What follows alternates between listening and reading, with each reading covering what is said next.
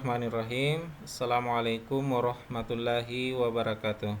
Alhamdulillah, kembali kita bertemu pada kegiatan belajar kita di mata pelajaran matematika wajib pada materi sistem pertidaksamaan dua variabel.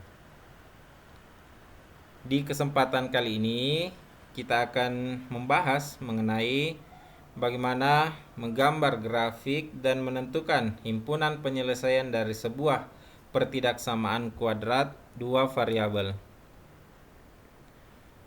Baik, untuk lebih jelasnya kita lihat sebuah pertidaksamaan kuadrat dua variabel.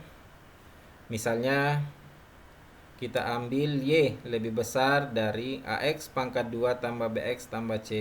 Jadi kurang lebih ini seperti bentuk umumnya. Cuman kita gunakan tanda pertidaksamaannya lebih besar. Maka ketika coba perhatikan ketika A-nya lebih besar dari 0.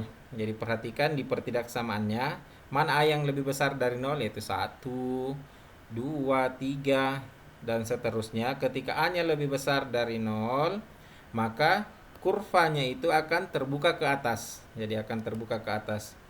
Seperti ini gambarnya. Nah, dia akan terbuka ke atas.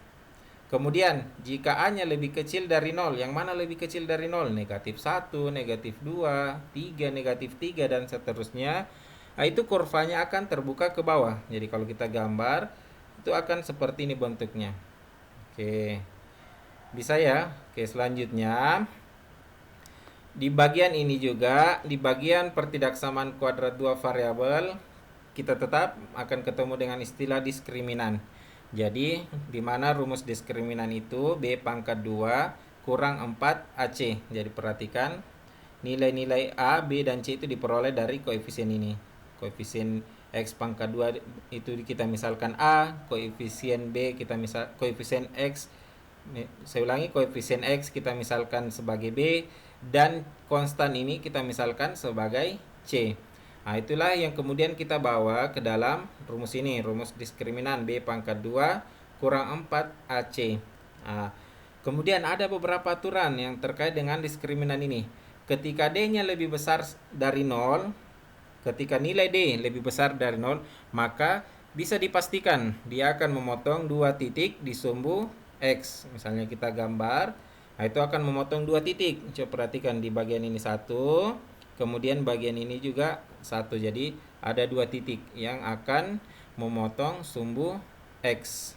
Selanjutnya, ketika D-nya sama dengan 0, kita masukkan nilai-nilainya ke dalam rumus diskriminan dan kita peroleh D sama dengan 0, maka akan menyinggung sumbu X, atau bahasa lainnya juga bisa memotong di satu titik. Nah, kalau kita gambar, itu akan seperti ini. Jadi dia akan menyinggung sumbu X di bagian bawah sini. Jadi dia akan menyinggung sumbu X di bagian bawah.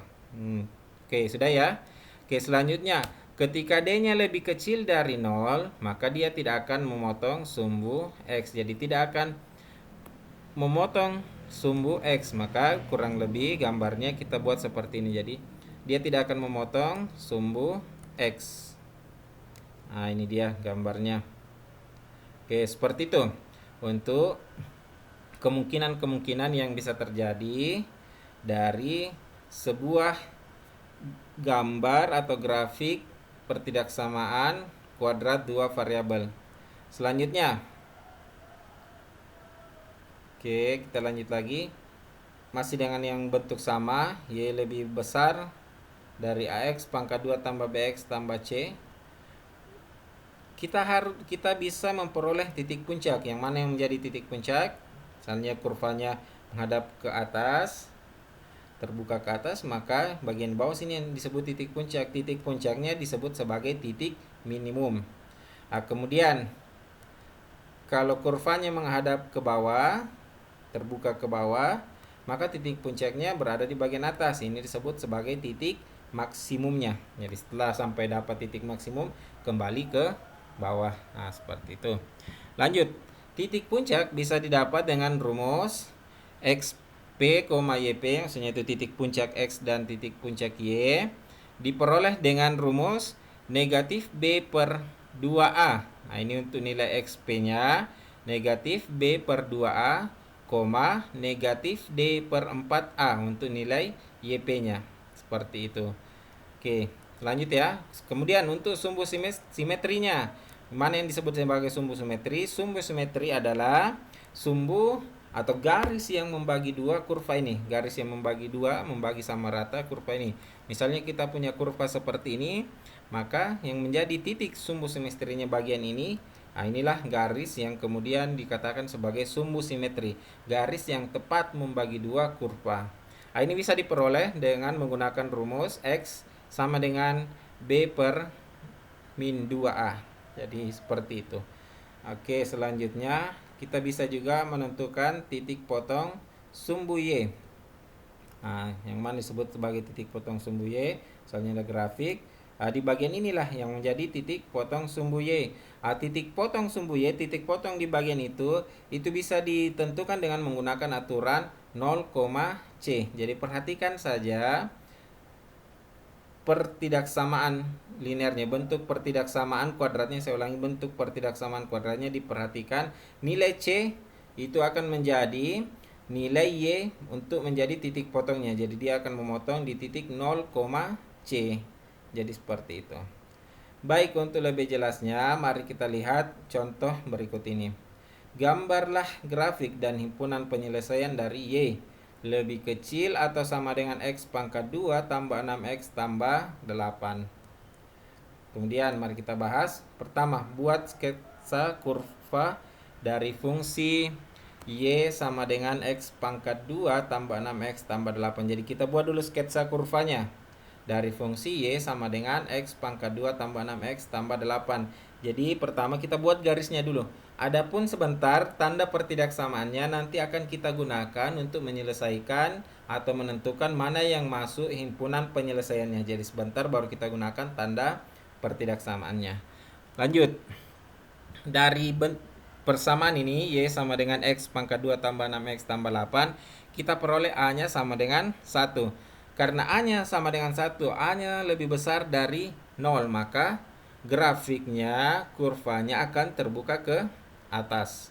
B-nya sama dengan 6 dan C-nya sama dengan 8. Selanjutnya, kita cari nilai diskriminannya. B pangkat 2 kurang 4 AC. Sama dengan D sama dengan 6 pangkat 2 kurang 4 kali 1 kali 8. Hasilnya 36 kurang 32.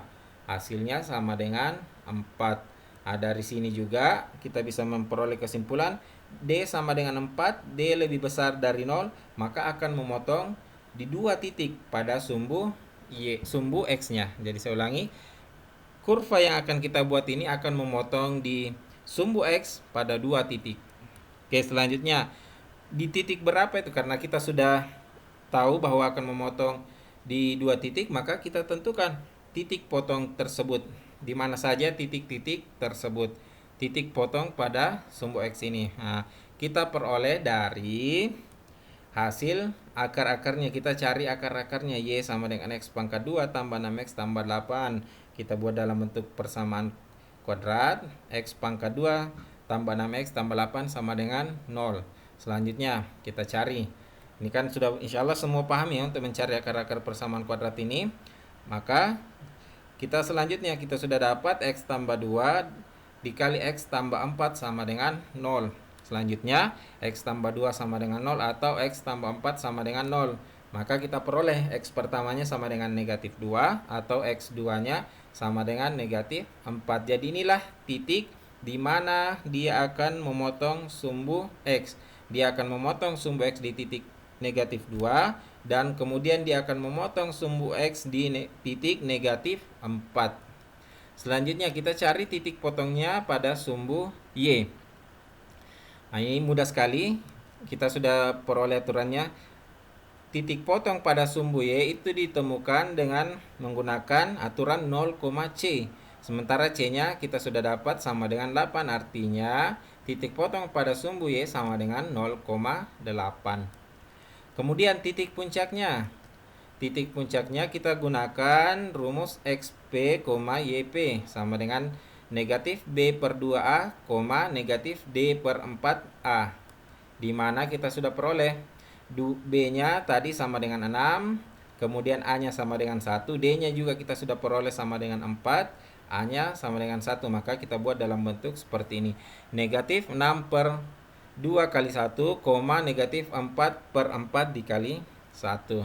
Sehingga kita peroleh 2 kali 1 sama dengan 2, 4 dikali 1 sama dengan 4. Maka 6 per 2, negatif 6 per 2, negatif 4 per 4.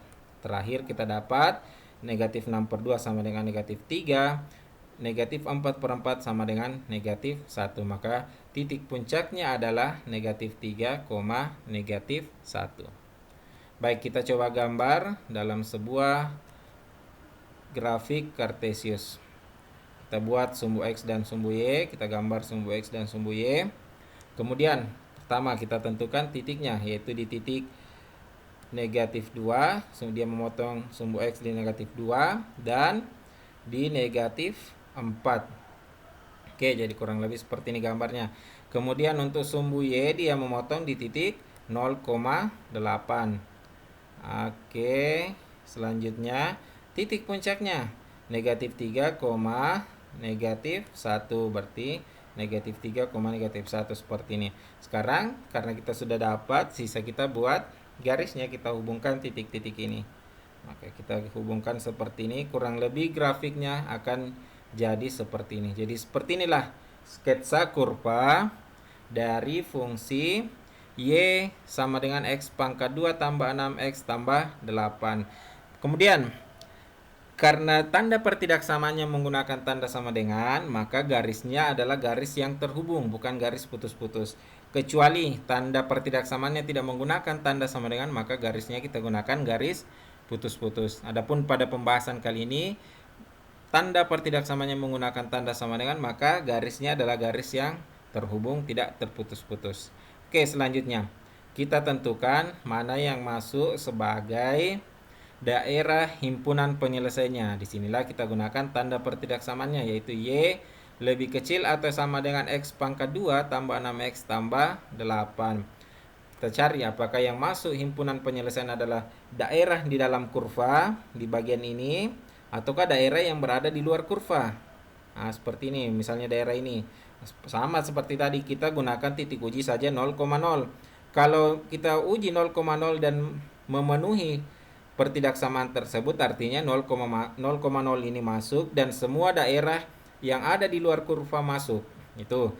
Kemudian kalau kita uji dan 0,0 ini tidak memenuhi pertidaksamaan tersebut, maka 0,0 tidak masuk dan yang jadi himpunan penyelesaiannya adalah daerah yang ada di dalam kurva ini, karena 0,0 ini berada di luar kurva. Seperti itu. Baik, kita uji himpunan penyelesaiannya. Uji titik 0,0 ke Y lebih kecil atau sama dengan X pangkat 2 tambah 6X tambah 8. Oke, selanjutnya kita masukkan substitusi semua nilainya. Y-nya sama dengan 0, X-nya sama dengan 0. Maka kita peroleh 0 lebih kecil atau sama dengan 0 pangkat 2 tambah 6 kali 0 tambah 8. 0 pangkat 2, 0. 6 kali 0, 0 juga. Maka kita peroleh 0 lebih kecil atau sama dengan 0 tambah 0 tambah 8. Terakhir kita peroleh 0 lebih kecil atau sama dengan 8. Pertidaksamaan ini bernilai benar. Artinya yang masuk sebagai himpunan penyelesaian adalah daerah di luar kurva. Jadi semua daerah yang ada di luar kurva ini, itulah yang masuk sebagai himpunan penyelesaian. Nah, bisa kita jadi ini himpunan penyelesaiannya daerah di luar kurva. Habis, untuk lebih jelasnya kita gunakan aplikasi GeoGebra untuk membuat simulasi dari himpunan penyelesaian ini. Jadi himpunan penyelesaiannya seperti ini. Inilah yang masuk daerah yang warna ungu ini, daerah yang diarsir ini warna ungu. Inilah yang masuk sebagai daerah himpunan penyelesaian. Jadi semua titik-titik yang ada di luar kurva ini akan memenuhi pertidaksamaan tersebut. Jadi seperti itu. Baik. Seperti itu tadi penjelasan kita mengenai grafik pertidaksamaan kuadrat dua variabel pada pembahasan sistem pertidaksamaan dua variabel. Jadi mudah-mudahan apa yang kita jelaskan ini mudah untuk dipahami, dan tentunya kita berharap apa yang kita jelaskan bisa memberikan manfaat. Demikian, assalamualaikum warahmatullahi wabarakatuh.